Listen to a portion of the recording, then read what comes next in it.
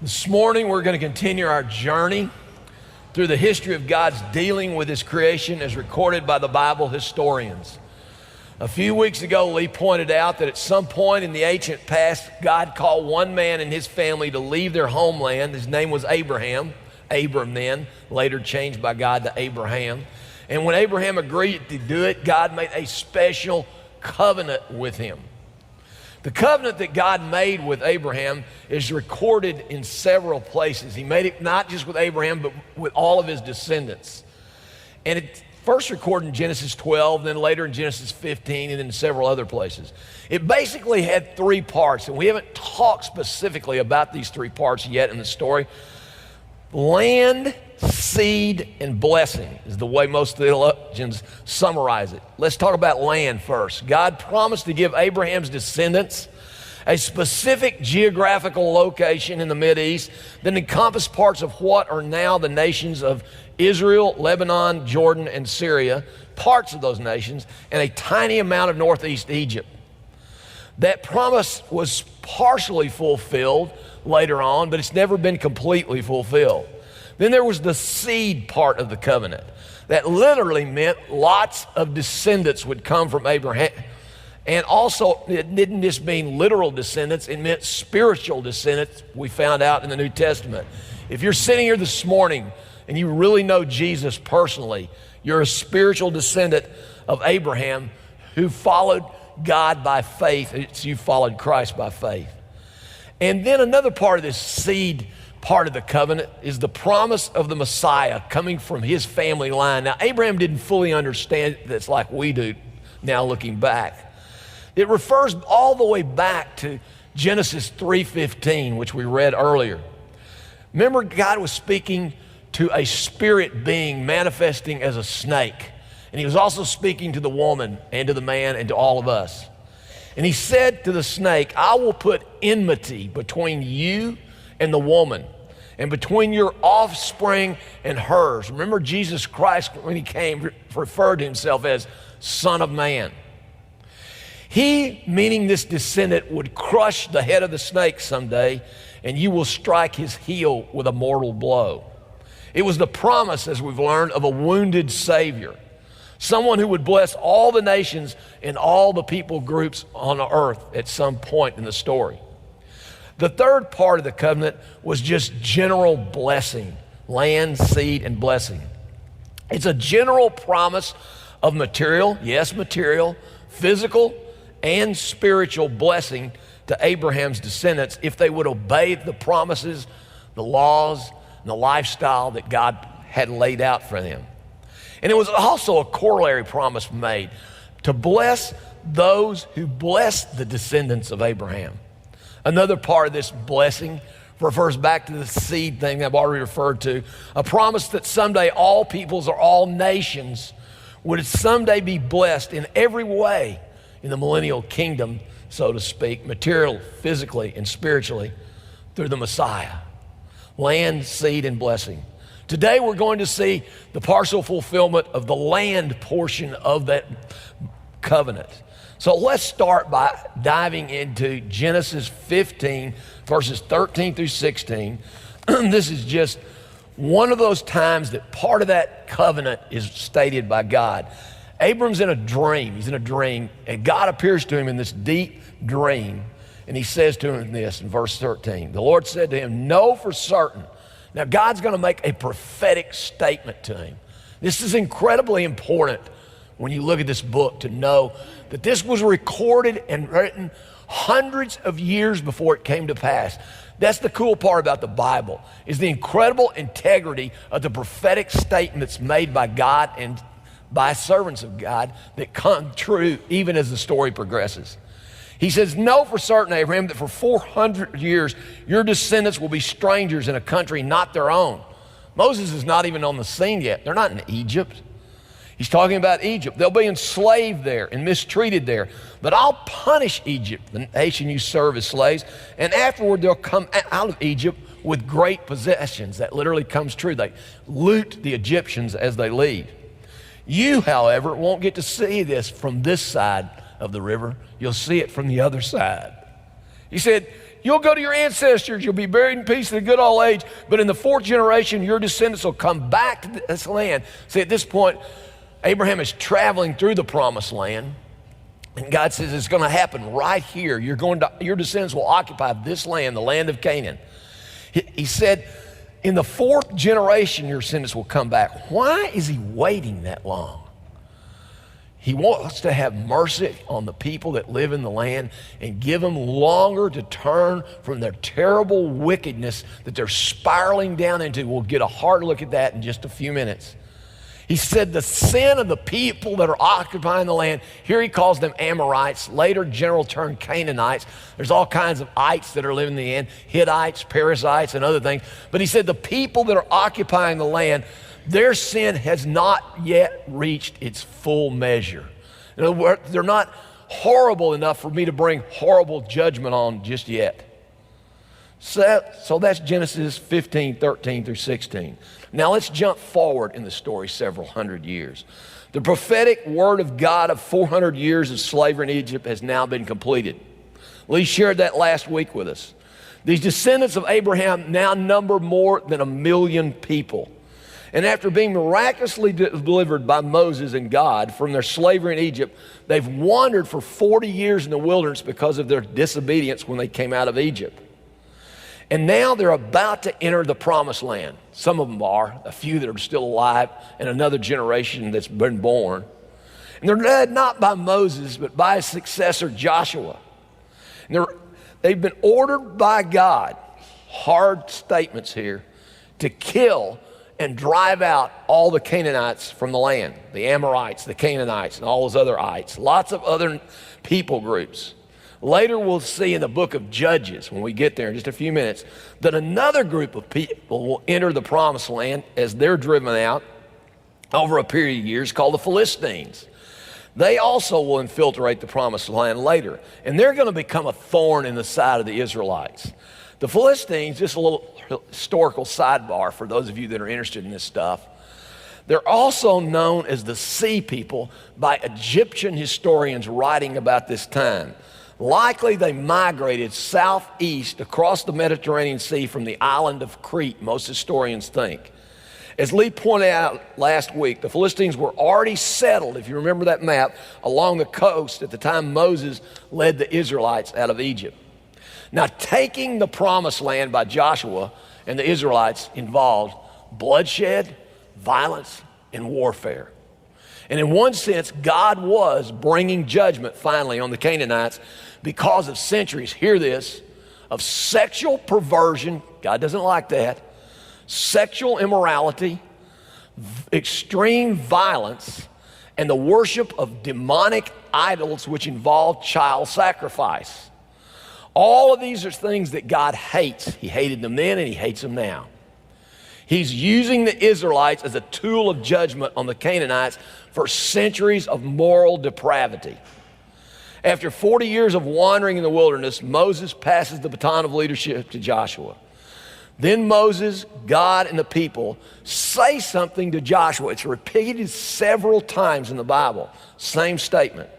And by the way, it's one of the most common promises made by God to his people, to his leaders, and to us in all the Bible. It's made to us by Jesus in Matthew 28:20. Remember what he said at the end of the Great Commission? If you'll do these things, I'll be with you always as you go through this life, as you journey through life, even to the end of the age. So it's the promise of God's presence with us if we're trying to live in obedience to him and his teachings. Joshua 1:9 is one of those instances where he tells Joshua this. He says to Joshua, Joshua, have I not commanded you over and over, be strong and be courageous? Take this to heart to you. Jim, be strong and courageous. I know you live in a culture that's going south, so to speak. I know that you're living in hard times. I know that things are divisive politically. I know there's domestic turmoil. I know that people are deconstructing their faith. I know that your friends are falling spiritually all around you. I know you live in a materialistic age. I understand that. But I'll be with you wherever you go. Take courage. Don't be afraid. Don't be discouraged. So with that set up, now let's watch the first of two videos we're going to see in this talk this morning. The video from the Bible Project of the book of Joshua. The book of Joshua. Let's back up and remember the story so far. So God chose Abraham, and then his family became the people of Israel, who are then enslaved down in Egypt. And so through Moses, God rescued Israel out of Egypt. He made a covenant with them at Mount Sinai, and he brought them through the wilderness. So Israel then camped outside the promised land, and Moses called them to obey God's commands so that they could show all the other nations what God is like. The book of Joshua picks up right after Moses has died, and Israel's ready to enter the land. The first section begins with Moses' death, and Joshua is appointed as Israel's new leader. And the author intentionally presents Joshua as a new Moses. So like Moses, Joshua calls the people to obey the Torah, which means the covenant commands that they were given at Mount Sinai. And then Joshua sends spies into the land, just as Moses did back in Numbers chapters 13 and 14, except it goes way better this time. In fact, even some Canaanites turn and follow the God of Israel. Joshua then leads all Israel across the Jordan River and into the land. Just like the sea parted for Moses in the Exodus, so here the river Jordan parts and the priests carry the Ark of the Covenant across, leading all Israel with them. Now, in chapter 5, the story transitions. So the people look back to their roots as God's covenant people. And so the new generation is circumcised and they celebrate their first Passover in the land. But then they turn and prepare to go forward. And Joshua has this crazy encounter with a mysterious warrior who, it turns out, is the angelic commander of God's army. And Joshua asks, "Are you for us or are you for our enemies?" And the warrior responds, "Neither," which shows that the real question here is whether Joshua is on God's side. It makes clear that this whole story is not about Israel versus the Canaanites. Rather, this is God's battle, and Israel is going to play the role of spectators or sometimes supporters in God's plan, which leads to the next section. So the first two battles are against Jericho and then Ai, and they offer these contrasting portraits of God's faithfulness versus Israel's failure. At Jericho, Israel is to take a completely passive approach. So they let God's presence in the ark lead them around the city to music for 6 days. And just like Rahab turned to the God of Israel, maybe the people of Jericho would do the same, but they don't. And so on the seventh day, the priests blow the trumpets and the walls come falling down, leading Israel to victory. The point of the story is that God is the one who will deliver his people. Israel simply needs to trust and wait. Now, the next story of the battle at Ai makes the opposite point. So there's this Israelite named Achan, and he steals from Jericho some of the devoted goods that were to belong to God alone, and then he lies about it. It's a pretty lame move after all that God has done for Israel. And so Israel goes into battle with the city of Ai, and they're totally defeated.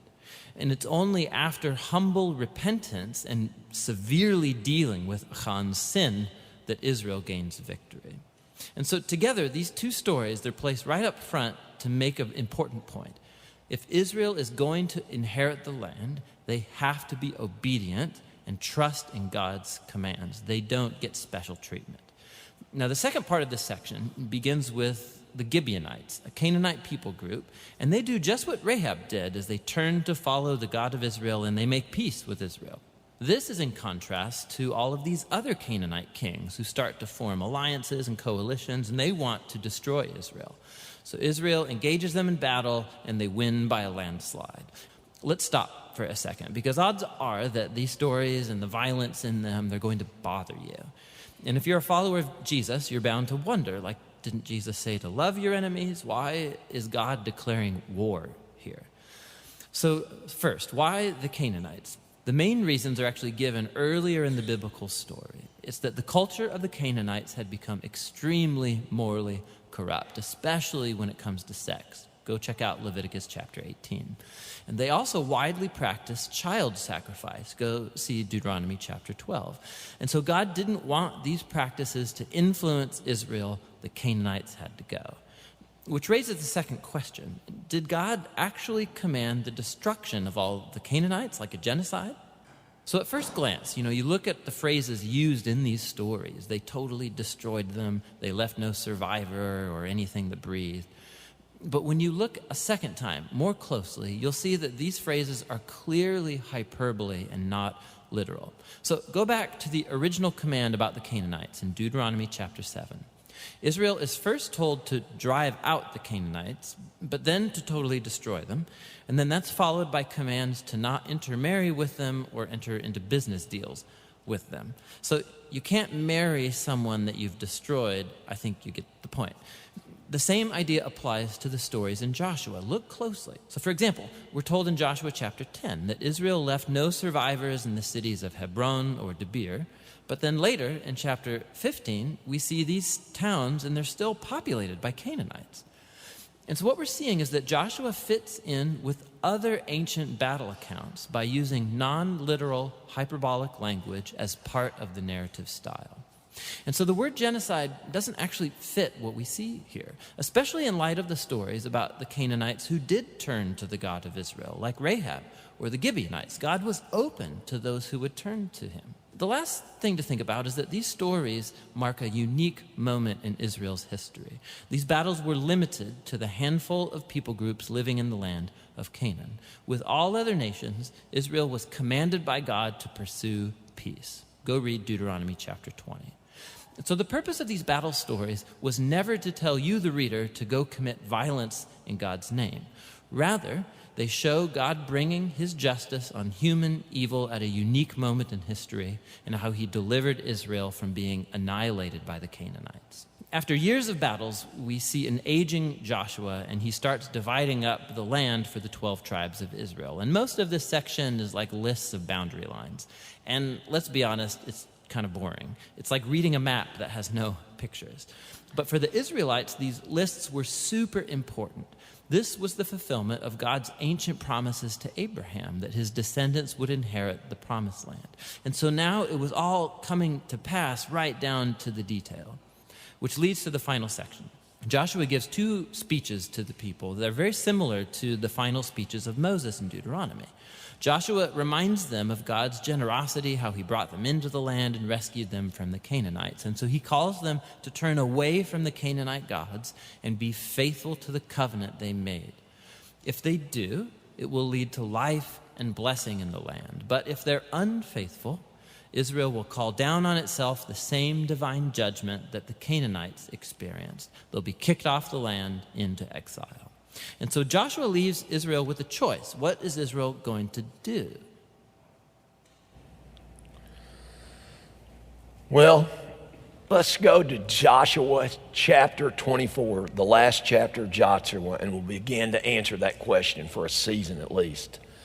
It's an incredibly important book in the Old Testament because theologically it juxtaposes the unanswerable question of the sovereignty of God and the impact of our own choices, our own free will. The first, 9 or 10 verses or so, real long verses, is a speech by God given to the Israelites through Joshua. And God uses a reference to himself. Usually it's the word I, 20 times in 9 verses. And he's emphasizing his sovereignty. I'm the one that parted the Red Sea. I'm the one that delivered those kings to you. And he goes over some of the battles and he said over and over and over again, I'm the one that did these things. You really didn't have much to do with it. And then at the end of that whole passage of scripture, something else is emphasized. He has Joshua preach to the Israelites about the importance of their choices and how their choices affect outcomes in the story. Let's look at that. It's a very famous passage of Scripture, Joshua 24, verses 14 through 15. You see this sometimes on cards, religious cards. It's incredibly interesting to note. Joshua preaching after God has talked about his sovereignty. He says, now fear the Lord. He's pretty powerful. He's just given them historical evidence of his power over the last 40 to 50 years. Serve him with all faithfulness. And by the way, throw away the gods your ancestors worshiped beyond the Euphrates River and in Egypt. They're still carrying idols with them. Beyond the Euphrates River, that's in the land called Ur of the Chaldees, where Abraham, who was a worshiper of the moon god, and his father and his ancestors worshiped the moon god. And God says, quit worshiping the demons that your ancestors worshiped before I call them, and in Egypt, and serve the Lord. But if serving the Lord seems undesirable to you, you got a choice. We still got a choice. Who are you going to serve? You're going to serve somebody. Then choose for yourselves this day whom you will serve. Whether the gods your ancestors served beyond the Euphrates again, or the gods of the Amorites, the demons they're worshiping, and engage in the practices they engage in, and they will eventually do that. In whose land you're living. But he says, as for me, in my household, the importance of individual choice is it's emphasized here. We're going to serve the Lord. Now, how did it go for that generation? Really, really, really well at first. Verse 31, transitional verse. Joshua ends on an up note spiritually. The writer notes this: Israel served the Lord throughout the lifetime of Joshua and the elders who outlived him and who had, keyword, not a bad word, a key word in the Bible, who had experienced everything the Lord had done for Israel. Let me talk about experience just for a minute. There was another generation that had to wander in the wilderness for 40 years that had experienced even more of the power of God than this generation had that had conquered the land. They'd seen the Red Sea part. They'd seen the 10 plagues. They'd experienced the judgment of God as he killed the firstborn males in Egypt. They'd seen all the judgment on Egypt. And yet they still made golden calves and whined about the food that God was miraculously providing them. And terrible things happened to them. Experience does not guarantee that you will be obedient, but it is incredibly important. Experience coupled with obedient lifestyle, with a lifestyle that's in line with the teachings of God's word, is incredibly important and brings blessing, and it did to them. Now, let's transition quickly to the book of Judges and jump over to Judges chapter 2, beginning in verse 10. It's the beginning of the book of Judges. Everything sounds good up until this point, but that generation that conquered the land dropped the baton. They failed to pass the baton to their kids.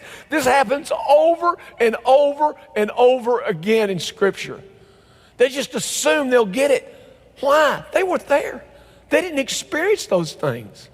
Your children's walk is not the same as your walk, but you need to help them learn to walk in the ways of God. After the whole generation had been gathered to their ancestors, another generation grew up who knew neither the Lord nor what he had done for Israel. Then the Israelites did evil in the eyes of the Lord and served the Baals. That means they started sacrificing their kids to idols, to demons. That means they started having sexual relations, heterosexual and homosexual sexual relations at the temple of these demons, these gods. They forsook the Lord, the God of their ancestors who brought them out of Egypt. They worshiped and served various gods of the peoples around them, and they aroused the Lord's anger just like he got angry with the Canaanites. Now he's angry with the Israelites because they forsook him. They served the Baals, and they served the Asherahs. Wow, that's a scary thing. Let's review. God patiently waited for the Canaanites to turn from their evil ways to him, but they finally reached a point as a culture of no return. Judgment is always hard for us to stomach. We live in the age of grace and mercy. Thank you, Jesus. Remember that, this is just what came to me this morning when I was driving here. We need to review a little story that Jesus told two brothers one day. This is an indication that Jesus has transitioned us into a different age. This is not the age of wrath and judgment. There is coming a day of judgment. He's coming riding on a white horse with the armies of heaven coming, and he will be kicking tail and taking names. But that's not today. Thank God we live when the olive branch is still extended. And we're supposed to be extending the olive branch to the culture around us and offering grace and mercy and salvation in Jesus. And Jesus had to remind two of his disciples who were still wanting to live in that age of judgment, James and John. Remember the story? They were going through a Samaritan village, their version of the Canaanites in that day and time in the first century. And the Samaritans said, yeah, you are Jews. We're not going to offer you food or shelter. Get out of here. They say that to the Messiah. James and John just get plumb indignant and self-righteous. They said, God, you want us to call down some fire from heaven and burn them up? And what did Jesus say to them? You don't know what spirit you're of.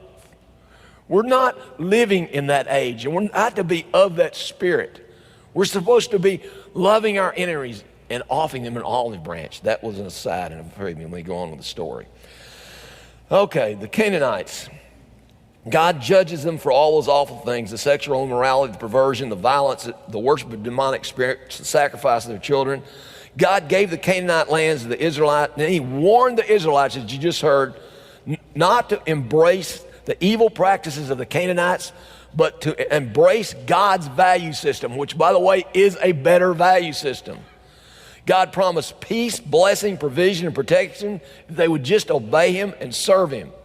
He also promised judgment on them, similar to what the Canaanites experienced if they embraced the ways of the Canaanites.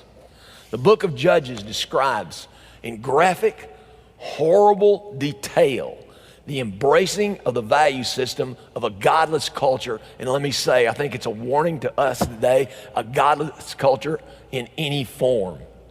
The Israelite judges were really ruthless warlords, judges because they brought judgment that God used for his purpose of inflicting judgment on the Canaanites and for delivering the Israelites from the Canaanites. When the Israelites would repent of their sexual sins, their violence, their lawlessness, their worship of demons, and their child sacrifice. This is horrible stuff. When the Israelites engaged in those practices, then God would turn around and use the Canaanites to inflict pain and punishment on them. This period of Israel's history lasts about 300 years. It's best described, it's been called the sin cycle. They would sin, God would bring judgment, there would be repentance eventually, then there would be deliverance through one of these judges. One of them was a female by the name of Deborah. All the others listed are male.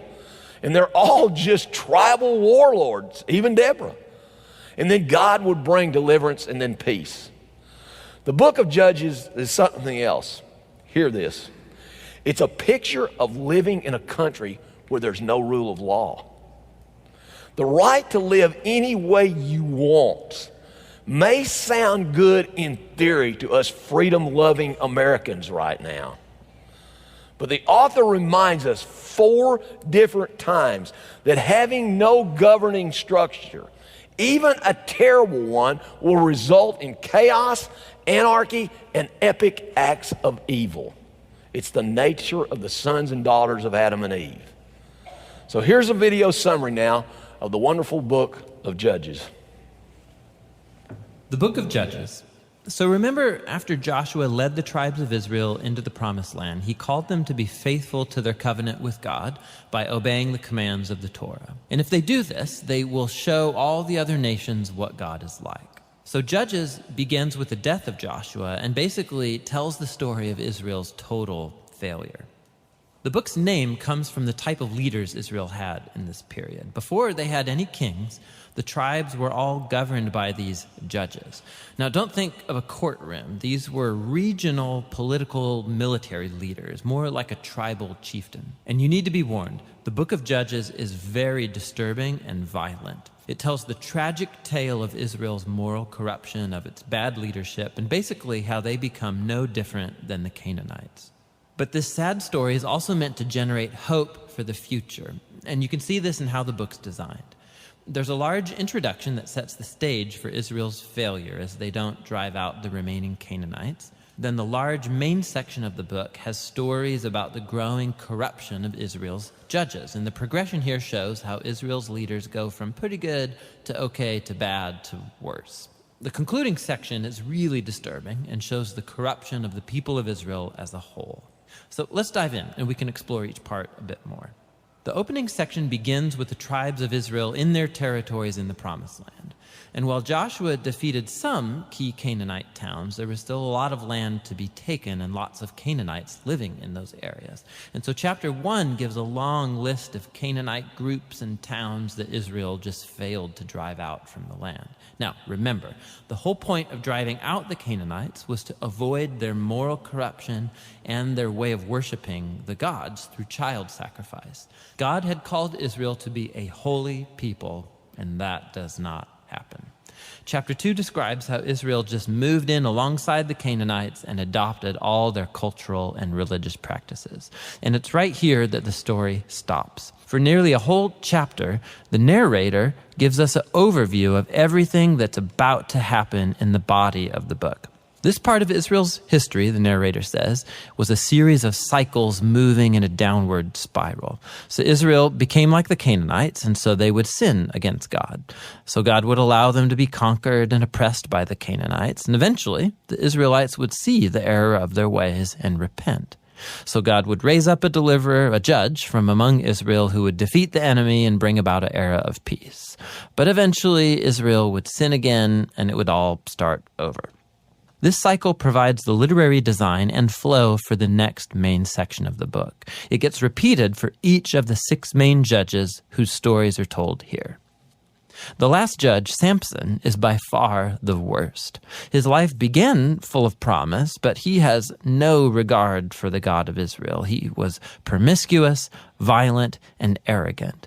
He did win brutally strategic victories over the Philistines, but only at the expense of his own integrity, and his life ends in a violent rush of mass murder.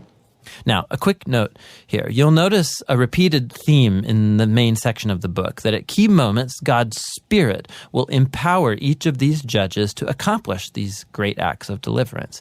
Now, the fact that God uses these really screwed up people doesn't mean he endorses all or even any of their decisions.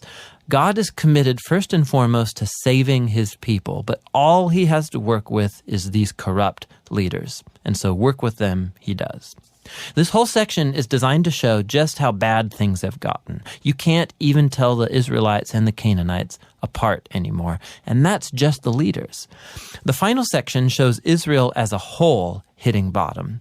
There are 2 tragic stories here, and they are not for the faint of heart.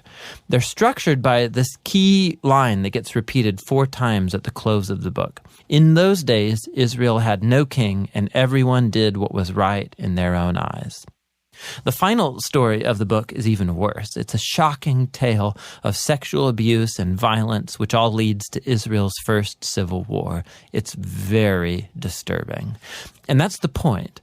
These stories are meant to serve as a warning. Israel's descent into self-destruction is the result of turning away from the God who loves them and saved them out of slavery in Egypt. And now Israel needs to be delivered again from themselves. The story of Judges has value as a tragedy. It's a sobering explanation of the human condition, and ultimately it points out the need for God's grace to send a king who will rescue his people.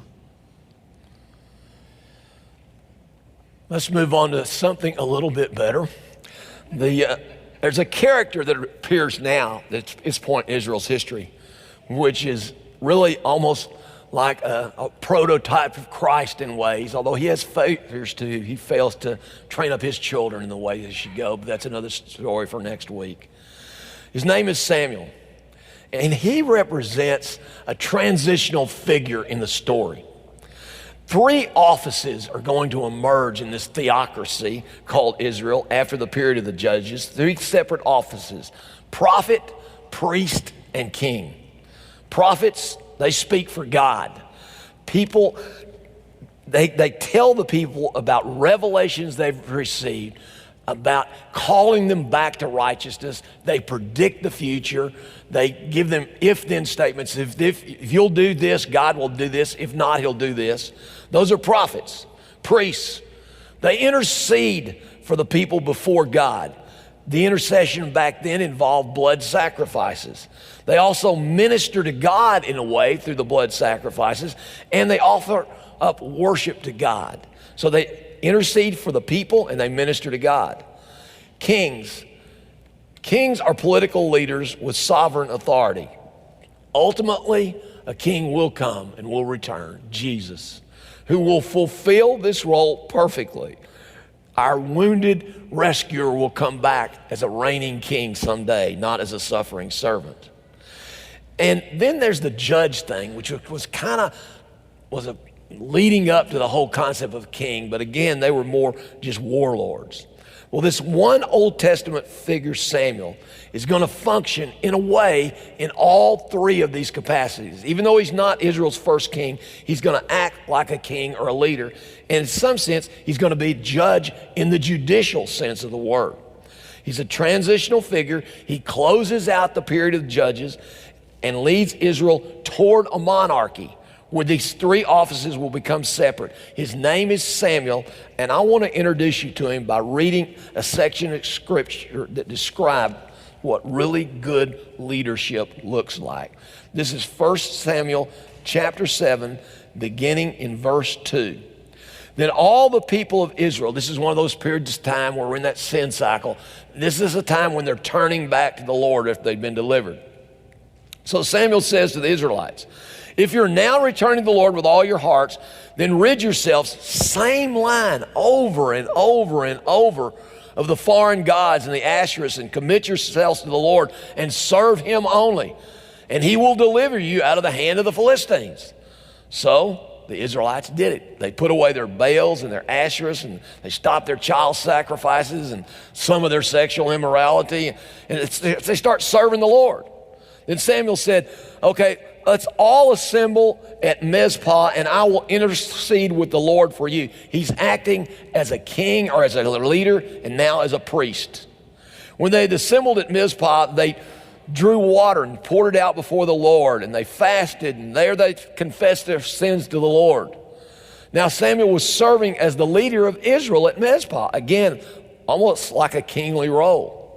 When the Philistines heard they were all getting together, we got them all in one place, they decided to attack the Israelites. The Israelites hear of it and they start crying and whining and getting afraid. Verse 8, Samuel says, stop crying out and to cry to the Lord, our God, and he'll rescue us from the hand of the Philistines. So Samuel took a suckling lamb, sacrificed it as a whole burnt offering to the Lord. He cried out to the Lord on Israel's behalf. There he is interceding for the people as priest again, and God answered him. While Samuel was sacrificing the burnt offering, the Philistines drew near to engage in battle. But that day, the Lord, in his sovereignty and in response to the prayers of his people and his priests, because of the intercession, thundered with loud thunder against the Philistines and threw them into such a panic they were routed for the Israelites. They chased them, and as they're retreating, they slaughtered them all the way to some city. Samuel builds a memorial, a rock memorial, sets up stones called an Ebenezer. There's a song that has that line in it. Here I raise my Ebenezer, my memorial to God. I'm remembering what a good God has done for us. Thus far the Lord has helped us. Again, he's acting as a priest. So the Philistines were subdued, and they stopped invading Israel for a season throughout Samuel's lifetime. And the hand of the Lord was against the Philistines. The towns of Ekron to Gath that the Philistines had captured from Israel were restored to Israel. Israel was delivering the neighboring territory from the hand of the Philistines. And there was peace for a season. Remember that sin cycle between Israel and the Amorites? Samuel continued as Israel's leader, as their kingly sort of leader, not an official king, all the days of his life. From year to year, he went on a circuit, kind of a circuit riding judge to dispense justice in the land, from Bethel to Gilgal to Mizpah, judging Israel in all these places. But he always went back to Ramah, where his home was, and he held court there for Israel. This guy never tires of doing right. And he built an altar there to the Lord. That's an example of great Old Testament leadership in very difficult and dark times. So, where do we go with all of this? In conclusion, let me start to wrap this up. We've covered a lot of territory today in the church age, the Bible, the Old and New Testament, which you had access to, reveals most of God's revelation to his people. Like in the first few centuries of Christianity, God still speaks prophetically through individuals at times, but not in the same way he spoke through those Old Testament prophets. And there's no longer any sacrificial system. Rather, Jesus is our high priest, book of Hebrews, constantly making intercession for Jim when he messes up and when you mess up before God, based on his fulfillment of the law of sin and death by the sacrifice of his life on an altar not made by human hands, it says in the book of Hebrews. God wrote himself into the story as your sin sacrifice. So if you've never really embraced Jesus this morning as your Savior, your Messiah, your only hope of avoiding God's judgment someday, then I invite you this morning, in just a few minutes, to find a member of the prayer team and pray with them, and do that this morning. And take on the sign of water baptism. Jesus commanded it. It's the very definition of becoming a disciple, is being water baptized in his name and then embracing his teachings and learning them the rest of your life and trying to apply them to your life. And Jesus modeled it. All of us that are Jesus followers, we're also called to be priests. That's right, you're a priest. You want to know what a priest looks like today in the church age? Go look in the mirror. You're supposed to be a priest, men and women. Priests do what? They offer up today the sacrifices of obedience, the New Testament says, good works, and worship and praise to God. We also intercede. You should be interceding tirelessly in prayer for each other through our prayers, and we minister to each other in all kinds of ways. Right now, we don't live in a theocracy, but we are commanded in Romans 13, and Christians seem to be ignoring this right now, this chapter of the Bible, and other New Testament passages, to be exemplary citizens in whatever governing structure we live in, and to honor and pray for our rulers and pay taxes and obey the laws of the land. By the way, that was written when Christians were being persecuted by the Roman Empire. Someday, our real king will return and set up his kingdom on earth. Amen. Come quickly, Lord Jesus. In the meantime, remember, we're called as Christ followers to be living an obedient and an experiential faith life, developing our own personal faith history, our own Ebenezer's, if you will, remembering the good things that a good God has done for you personally, daily, through Jesus and his Holy Spirit. If you don't choose to live this way, and here's the warning this morning, and let me put on the prophet's mantle. The tidal wave of this godless, secular, and immoral culture that will eventually overwhelm you, and you'll soon too look no different than the modern Canaanites around you. It's happening. It's happening to my friends. It's happening to your friends. The culture we live in may not look exactly like the ancient Canaanite culture, but it is rapidly becoming a godless, secular, immoral culture. That's a warning if you didn't get it. We're all called, let me tone that down a little bit, but not much. We're all called to try to affect the culture in positive ways. We're all called to try to bring his kingdom come and his will be done here to the planet. But we're also called to not be conformed to the pattern of this world, and don't let this culture squeeze you into its mold. I know we're called to love people, and we're called to offer the olive branch to them and to hold out the gospel of life. But if you're not careful, You will be overwhelmed by this culture, and we're called to overcome evil with good. I have some practical suggestions to help you. We're called to embrace and practice a lifestyle, a Jesus lifestyle. Develop habits, if you will, habits of righteousness, practical righteousness in our life to protect us from falling into the sins of the culture. I like to refer to them as 7 basic life habits of a Jesus follower. If the worship team will come on up now, I'm about done. Here they are in a nutshell. Number 1, daily engagement with this book in some way, even if it's only a minute or 2. I strongly recommend it as a habit of righteousness. Daily Bible engagement. Daily prayer and worship about everything you want to talk to God about. Number 3, consistent fellowship with other Jesus followers. Many of you watching this morning online, many of you here in this room have gotten a little bit lazy in this regard. And you go everywhere else right now during COVID, but some of you are not coming to church or engaging with other Christians in small groups. Am I fussing at you? A little bit. Re-engage with other imperfect Christ followers. We need you. We really do. Number 4, a habit of generous giving.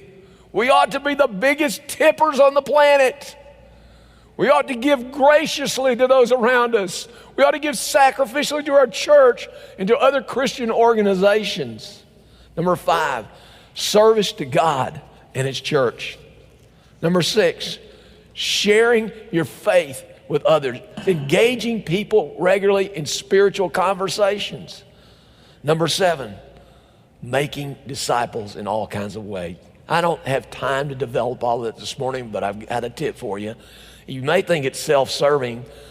Think what you want. I've got some notebooks back there, some books that Susie and Eller and I spent quite a bit of time working up. They're workbooks that will help you engage in those 7 life habits of a Jesus follower.